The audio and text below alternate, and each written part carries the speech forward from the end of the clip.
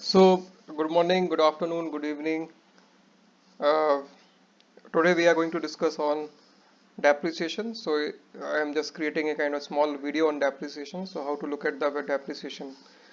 So, if I am not going to make it complicated in terms of traditional definitions given for depreciation, let us land with a kind of uniform or a comfortable or convenient approach looking at the depreciation. So I can say depreciation is charged on a kind of fixed asset up to its useful period of life. So what I'm trying to say, you can charge depreciation on a fixed asset up to its useful period of life. So this is the general thought process. So let's say if I have some useful period of life of some certain asset is 10 years. So that means in the year 10th or 10th year, the value of the asset should have become zero, right? Now, what is going to be happen, like let's say when I am purchasing that asset, value of that asset was 1 lakh rupee, right? So what are my expectation when I am in 10th year, my value of the asset should have become zero, right? So there are multiple issues related to the depreciation and all, but as a layman, if I am trying to understand the depreciation, so I am saying depreciation is charged on a fixed asset up to its useful period of life. So how to identify what depreciation I will be paying or what depreciation related provision I am supposed to make for different kind of year, let's say from year 1 to 10, right? So I can calculate it like this way. I can create a kind of formula where we are saying purchase price of asset divided by useful period of life. Now the example which I am taking, what is the purchase price? Purchase price is 1 lakh rupee and useful period of life, let's say, is 10 years because I am taking horizon of 10 years. So useful period of life is 10 years. So in that case, I can roughly say every year provision for the depreciation should be 10,000 rupee, right? Now that means roughly what percentage I am charging every year? 10% I am charging roughly, right? Now there are, so to look at this issue, to understand in different kind of or in a kind of table format, there are some certain method to look at the depreciation. So one method of reporting or looking at the depreciation is called straight line method, and second method is written down value method, or some people they say it is called double decline method, right? So in US or UK, they are saying double decline method. In our country we are saying WDV method, written down value method, but so different name they are given, but treatment is going to be the same, right? Now if I am going to look at how to look at the same scenario or the scenario in terms of the SLM method. So straight line method, that means name is indicating that every year you are supposed to pay the, or you are supposed to make the same amount for the depreciation. So let's say I am taking a horizon of 10 years. So what is going to be happen in the first year? So let's say I am writing some table. Year I am writing the purchase price, I am writing the depreciation, I am writing the net fixed asset. Now what is year one? What is happening in year one? You are purchasing the fixed asset by 1 lakh rupee, and depreciation you are paying how much? 10,000. So when I am saying paying, that doesn't mean you are paying from your pocket, but you are saying you are making provision for 10,000 rupees, because this depreciation is non-cash or non-cash expenses. Actually you are not paying from your pocket, right? So you have to keep it in mind. So 1 lakh minus depreciation, I am getting net fixed asset end of the year one, which is coming 90,000. Now in second year, what is going to happen? When you are starting the second year related balance sheet, you are saying my value of the asset has become 90,000, right? And again in this year, you are making provision for the depreciation for 10,000 rupee. So again, when you are closing the second year, it will be 80,000 rupee. Now in third year, what is going to happen? So in third year, you are going to say value has become, because you are starting the third year, so you are saying value of that asset has become 80,000, and depreciation you are charging again 10,000, and so value has become 70,000. So what would happen when you are in 10th year? So let's say if you are going to see the same thing, or you are making the same kind of reporting till 10th year, so what would happen? Somewhere here in this case, the value will become 10,000. Means in the ninth year, the value will be like this way. So you are saying 10,000. So roughly it was 10,000 depreciation, and remaining value was till the end of the eighth year was 20,000 rupee. So 20 minus 10 equals to 10,000 is now finally value end of the ninth year.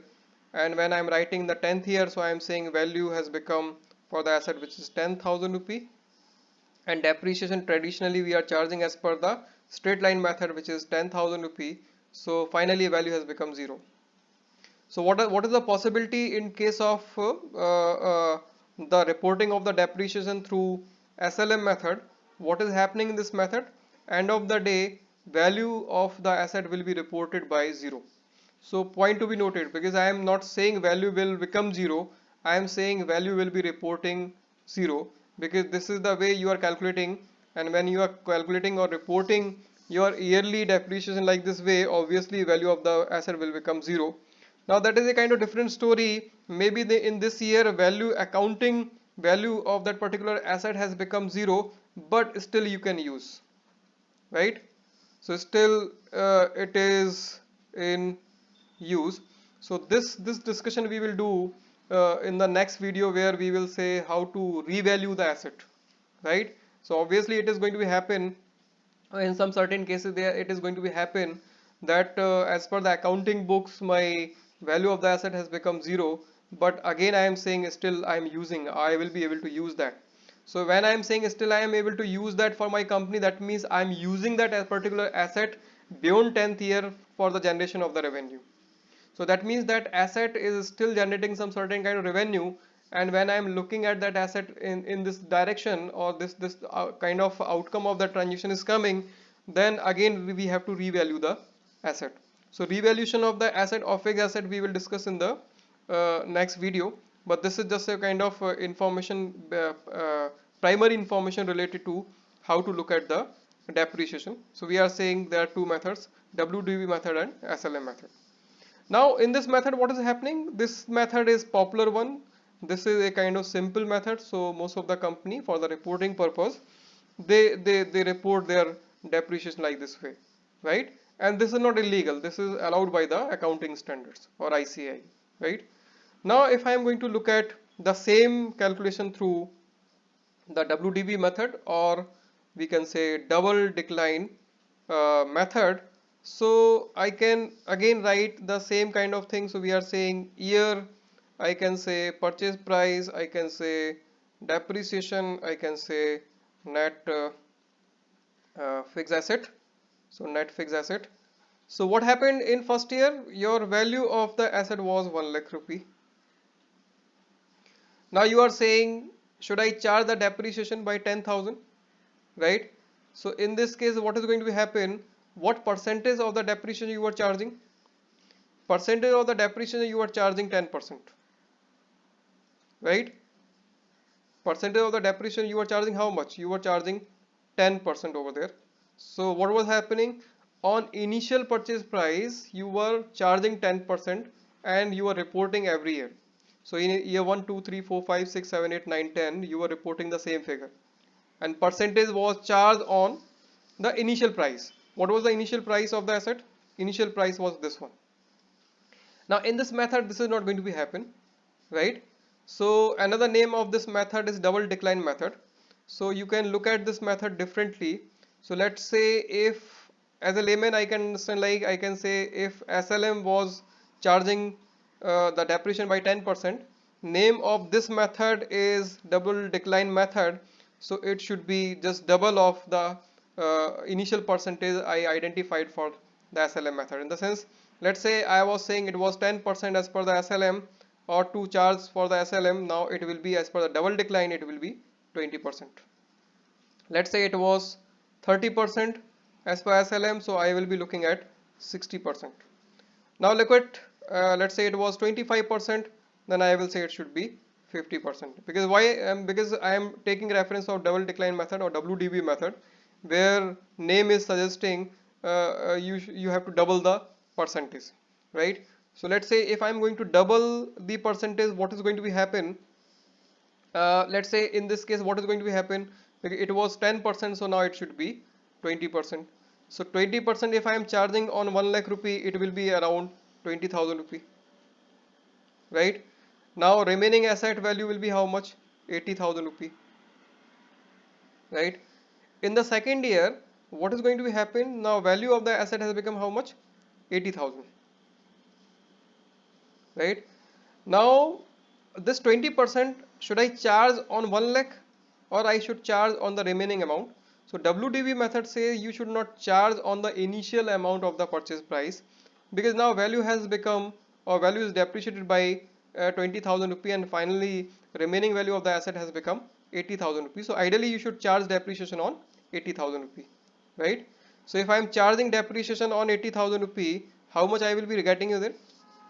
So I will be getting around 16,000 in this case, and remaining value I will be writing here. So that will be the remaining value. So I am saying 80,000 minus 16,000, and remaining value will be the closing value of the net fixed assets as per the second year. Then in third year, what is going to be happen? This value I will be taking here, right? And this value will be charged for 20%. Some depreciation I will be getting, and remaining value will be over there. So some remaining value will come. Now what is the classic nature of this particular method of the depreciation?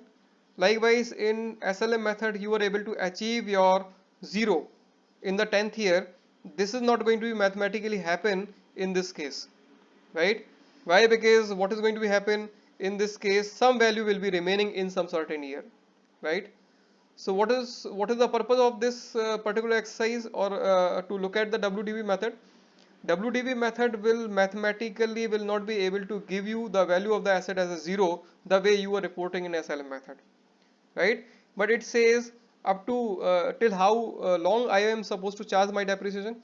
So up to 95%. So basically you have to exhaust your asset up to 95%. The moment you achieve your 95% exhaust, you have done, or you have exhausted the value of the asset by 95%, that is more than sufficient. So what I am trying to say, anyhow you are not going to achieve value 0 in your calculation the way you are calculating in WDV method. So what is kahan pe rukna hai, where you are supposed to report, or where you are supposed to stop your calculation. So till 95% of the purchase price you are supposed to make your calculation, right? The moment you have achieved the 95%, you please stop over there. That is more than sufficient for the requirement of the WDV method, right? Now if I am going to look at the the overall purpose of WDV method, or I am going to compare with the SLM method, WDV method is more logical one. Why? Because if you are going to look at the depreciation charged by your bike related insurance company or your car related insurance company, they are not following SLM method, but they are following WDV method. And again, this WDV method is preferred by income tax.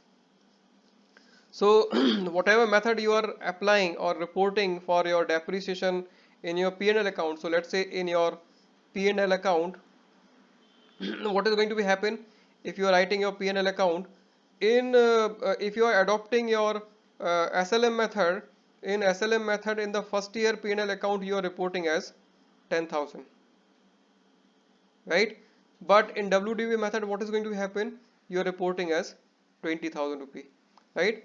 So it depends, because what is going to be happen in this case, what is going to be happen?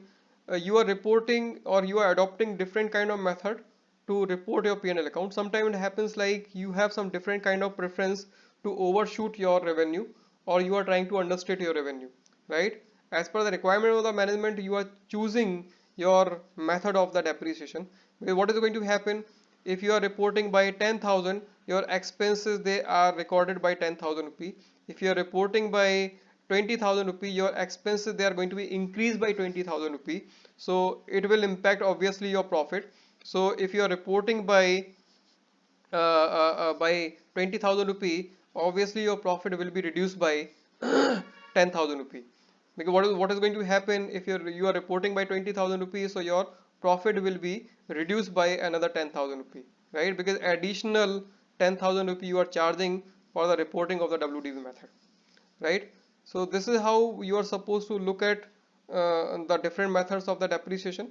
So I am not saying which one is best. Obviously preferred one is should be WDV method, but most of the company for the reporting purpose they use SLM method.